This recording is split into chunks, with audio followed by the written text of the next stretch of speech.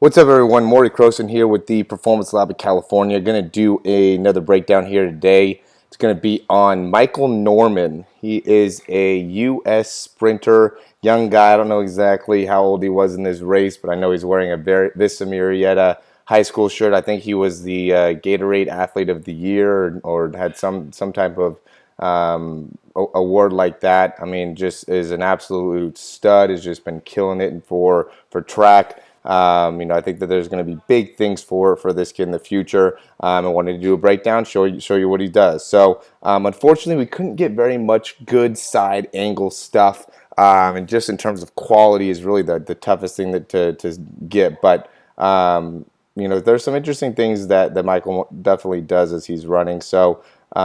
We could see here from the side is he's one of those guys that as he goes, it seems like it's more right leg. And when he brings his right leg forward, he kind of also, gives that kind of neck flexion where he kind of uses his head to do that. We see that every once in a while. Not something that I typically recommend, but, every once in a while it could be something to kind of help you get going. So just to kind of, I'm sure there's some people that have some questions about should they be jerking their head, stuff like that.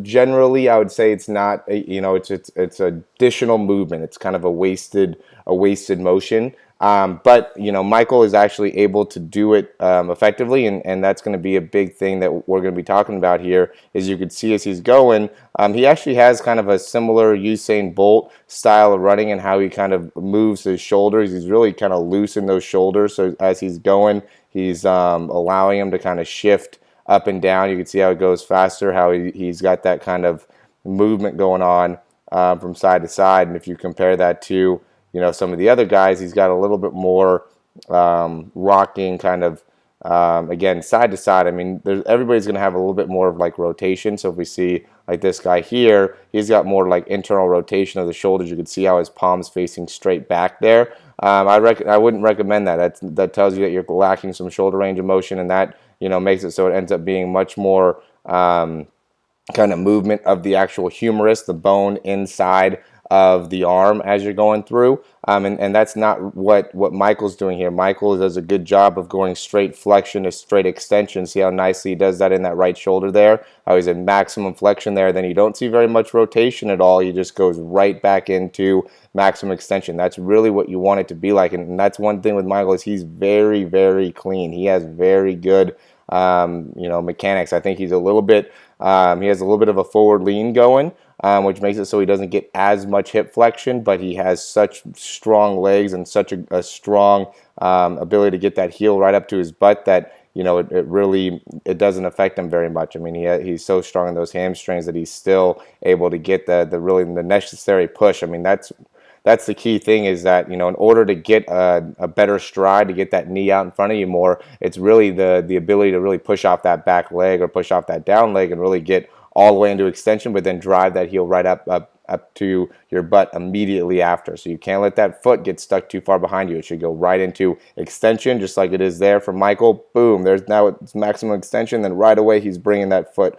right back up to his butt, and he's getting ready for the landing of the second leg. That's excellent. That's great turnover. That is really, I mean, it's textbook. That's how you want it to be done in that lower body. He's so efficient. He's so effective, and he's really in a good place there. I'd love to be able to see kind of front on and how his knees are going. It looks like that because he does a little bit of rotation, like that left knee kind of comes across. So when he's coming up and around here, looks like that left knee is kind of coming towards us, coming this way, which would mean that there could be some lack of range of motion within that left hip, which would be an interesting thing to try to correct. That's not something that you want to have.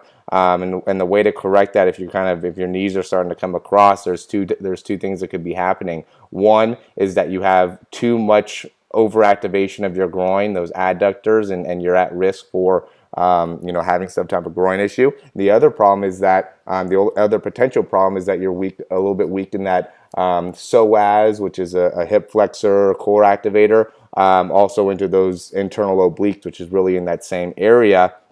And I would say that would be a weakness on the opposite side. So because he's so good within that left leg and driving that left knee, left leg up, I would say that he's not getting as effective of a reciprocal inhibition on the right side as he's driving through. So he needs to get a little bit more. You can even see a little bit as he's coming through. He's kind of stuck a little bit, rotating to his right side, where he doesn't get everything back around here in that lower core. So if he could do that a little bit more effectively, then that left foot wouldn't, or that left knee wouldn't come through. And I don't know if he has any, problems with any groin issues or maybe, inside hamstring issues on that left side. But if he did, that would definitely be a key part of it, is he needs to be able to get, that opposite oblique to be able to activate, that right oblique to be able to activate to counteract the overactivation within that left adductor. So a little bit of a tangent there, but other than that, I mean, he's just so clean. I mean, there's really not very much you can say are not good things about his run. I mean, he's, a little bit, moving a good amount in those shoulders, but it's hard to be perfectly still in those shoulders. And really, it's not bad movement if you're still getting maximum flexion extension. I mean, I would say that, he's not moving that much more than this guy here, but this guy's not getting into maximum flexion extension because he is too internally rotated. Even, this guy is in the same boat. He's not able to get all the way into extension that back arm. I mean, look at how little his elbow is getting up, especially on that left side, and it's just because he has weakness, or not weakness. Oh yeah, weakness in the left shoulder. Also lack of mobility in the left shoulder. Really, the ability to achieve range of motion is a form of strength. Okay, so too often I think we just train mobility just for mobility's sake, where you're just doing stretches. That's not making it so you're going to get a sport-specific improvement or really an athletic improvement. In order to improve athletic range of motion, you have to do that with some degree of resistance, some degree of strength. That's why I say that, overall, I would say Michael has stronger shoulders because he's able to get through large ranges of motion and create large amounts of power and force in those ranges of motion. This guy simply cannot. He might have a stronger bench press because it looks like he has a stronger chest and stronger shoulders, but he's not able to achieve as big of a range of motion. So, in some areas Michael's stronger, some areas this guy's stronger. But at the end of the day, when it comes to running the 200, Michael's blowing this guy out of the water, and that's what's important. So, a couple tangents there, but wanted to show you guys what Michael Norman's all about, what makes him, one of the best up and coming sprinters in the world. I'm looking forward to watching him as he continues to get better and get faster. So, as always, thanks for watching these videos, guys. If you want to look up more, we got a whole YouTube channel, have great stuff on this YouTube channel. We have a membership, Performance Lab of California /members. You can check that out, see what we do. You get 30 days free.